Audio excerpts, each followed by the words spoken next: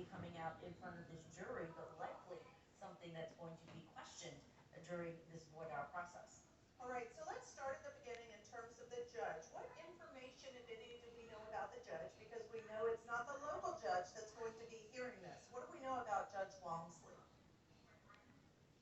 Right, Timothy Walmsley, he is out of the Savannah circuit. So we are here in Brunswick, which is about 30 to 40 minutes away from Savannah, but he was brought in. This is not going to be his courthouse as far as where he is regularly, but every time there's a motions hearing, he packs up and he comes here to Glenn County to sit on this bench and to preside over this case.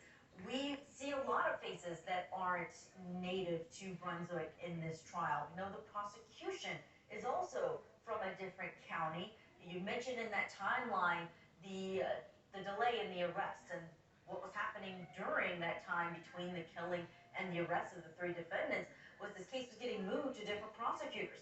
And it ultimately ended up being with the Cobb County prosecution, who's about 5 hours away by car here in Georgia. They're really in the Atlanta area, and Brunswick is here in South Georgia, really close to Florida.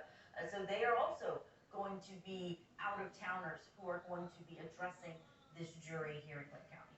All right, and the other piece I want to talk about, because again, as we're looking forward to this trial beginning on October 18th, we know there's very different defenses in terms of the person who actually videotaped what was happening and the father, son, McMichaels, who were involved intimately with the interaction that resulted in the shooting. And so my question is, if we could just, if you can help us all catch up in terms of the fact that all three are being tried together beginning October 18th?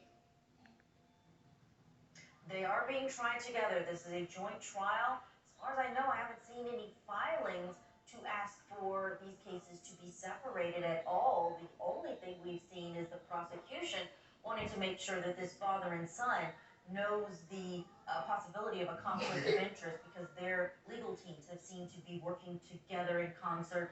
They filed motions together, and the prosecution wanted to make sure that they understand that there can sometimes be a danger in working together since they could have separate defenses.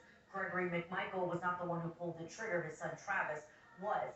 So that is all we have seen in terms of separating this at all, but all three men being tried together here starting on October 18th. All right, and Julia, let's not forget in this case Ahmaud Arbery, the victim of the shooting. And I know that you had an opportunity to speak with the family and talk with family members. Tell us a little more about that, if you would. This was a raw interview. This was a privilege to sit down with them and be able to hear just from their vantage point what was going on from all those things that we just mentioned as far as the timeline, the court dates, the delay before an arrest. And I went back to the date that it actually happened when they learned that their relative, who they all Quez, that was his nickname, was killed.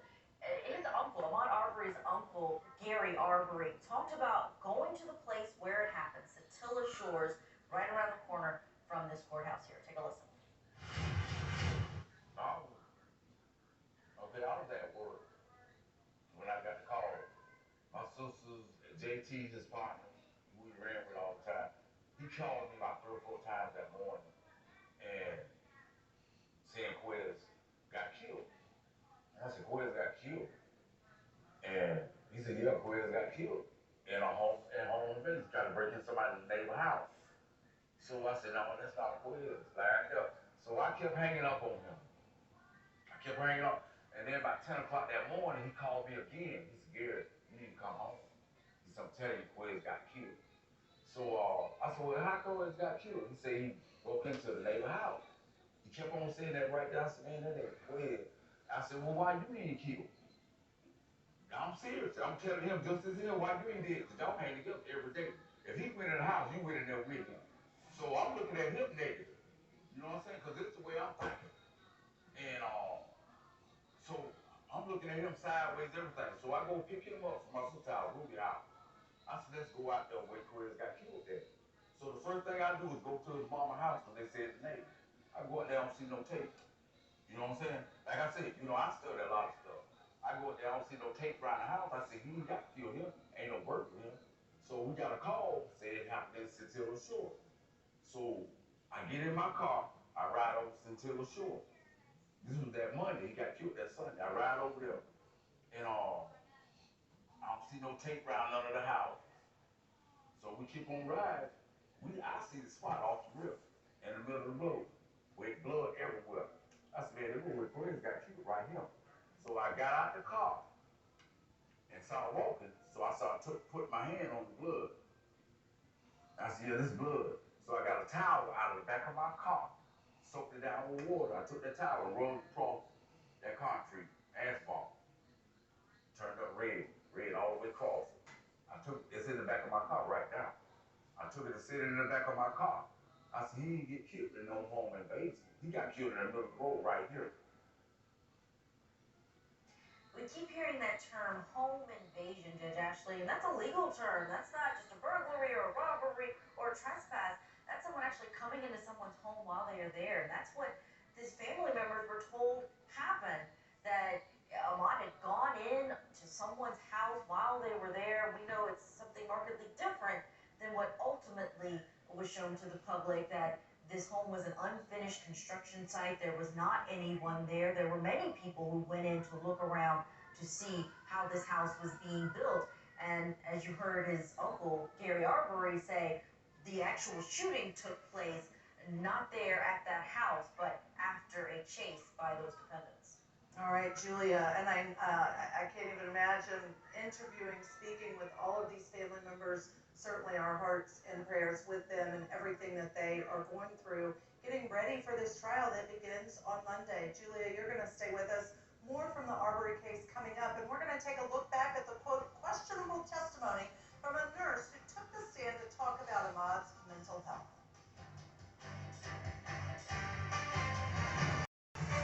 Before the murder trial begins and the death of Ahmaud Arbery, we are taking a look back at some of the crucial hearings in the case.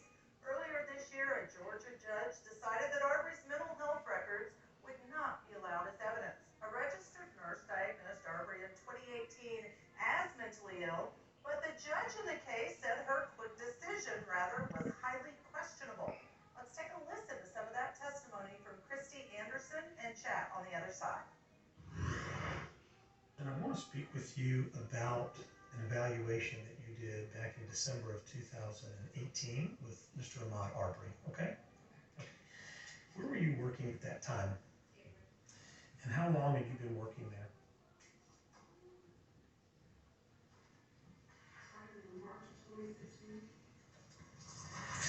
And what was your title? And how is it that you obtained your registered nursing license? When did you go to college?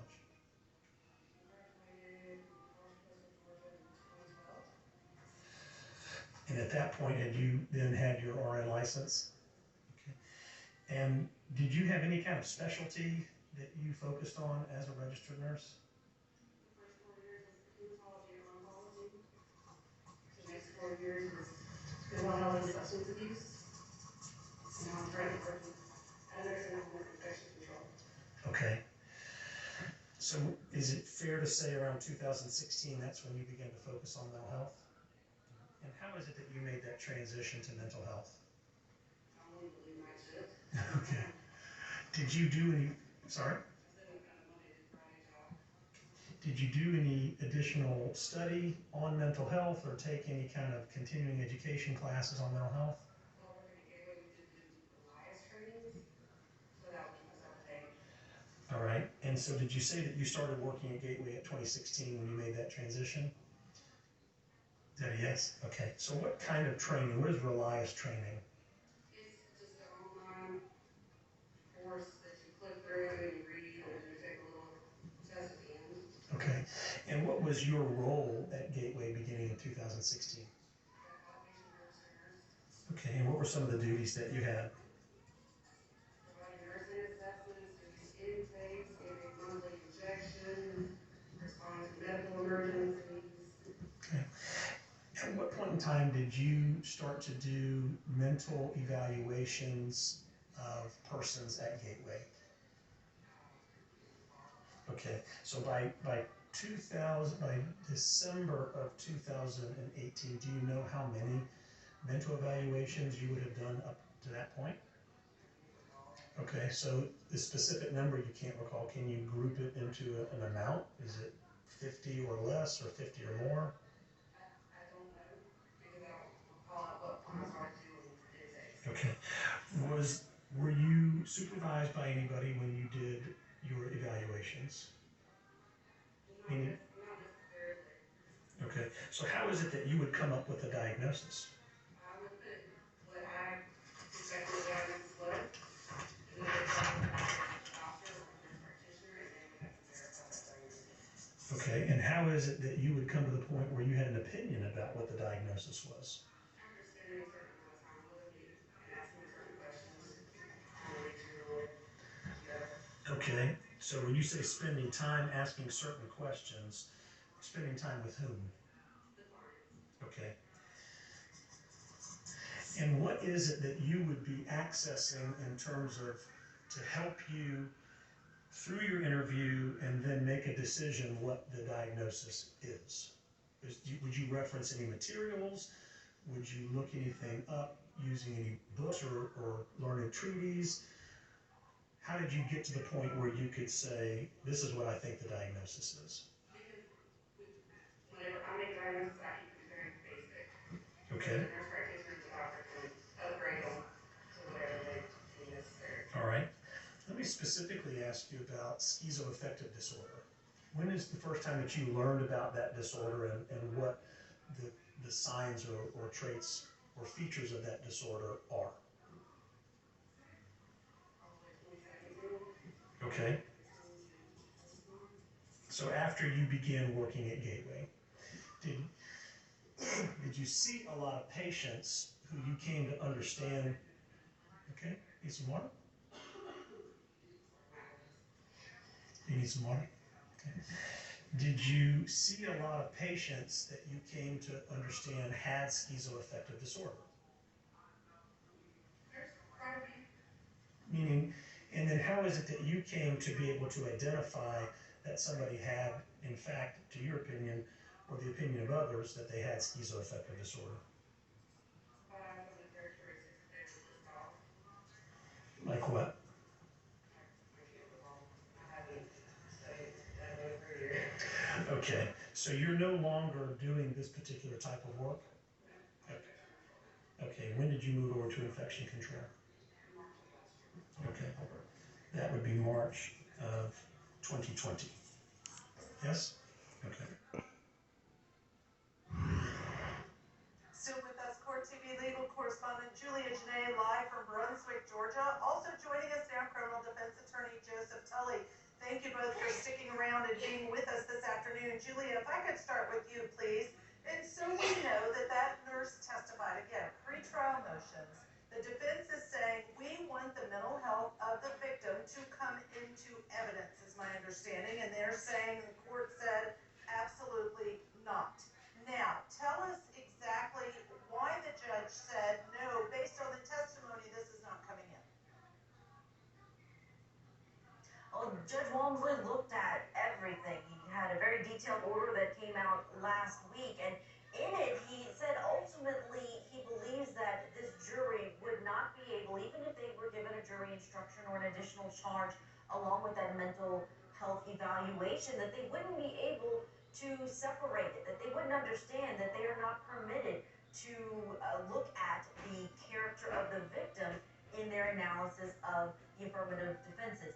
By this defense, between those self-defense is what they're going to be arguing, that they were effectuating that citizen's arrest. So he just said that it's too prejudicial for this jury to have that information, and we know character evidence of a victim typically not allowed, and that's a background that these defendants did not know anything about. They were not aware of his mental health or mental status at the time that you see those three defendants there, that they were chasing him in their neighborhood. That's right, they didn't know at the time. Julia, thank you for that. And also the pointing out that character evidence of a victim generally isn't allowed. So Joseph, let me ask you this. Do you agree in this case that because it's not generally allowed, that the judge took into account and really did weigh it, and that the finding that it would be too prejudicial to be allowed is one that you would agree with? I I do agree that it was a proper legal decision, and I also think that it's the most common legal decision in every court across this country. I don't think that the result would change that much. Here you have, it's not even a doctor making the diagnosis, it's not a psychiatrist, and it's not relevant towards whether or not self-defense was needed to bring into a jury is outweighed by the probative value is outweighed by the prejudice. So the judge did the right thing here. And Julia, let's talk a little bit about Christy Anderson. We just watched some of her testimony from one of those motions hearings. And one of the things I want to talk about with you all for viewers and to flush out is that when you look at any expert opinion, anyone who's done a mental health evaluation, as in this case, or provided or diagnosed, the best you can do is have them testify, and then you have to find out about their qualifications. And by this I mean you take them as you find them. So their qualifications, their practice, how they normally do it, what they do is what it is. Like you said, they did not know, the defendants did not know, rather, anything about the mental health of the victim. And so looking backwards, you take that information about his mental health. This nurse did the best that she could. She, I thought, was very credible and believable in terms of saying, this is what I do. This is all I do. I don't remember how many mental health evaluations I've conducted in the past. And I spent some time, I asked some questions, so I didn't feel like she hid anything. In front of cameras talking about someone's mental health background. Great point, the confidentiality that prevents someone from discussing all of that information. Julia Janae, thank you for being with us. I know that you will be back with us at the top of the hour as you continue to provide coverage directly there from Brunswick, Georgia, and I know that you're going to stay with us, Joseph. We have to take a break. When we do come back, we'll continue our coverage of the shooting of Ahmaud Arbery.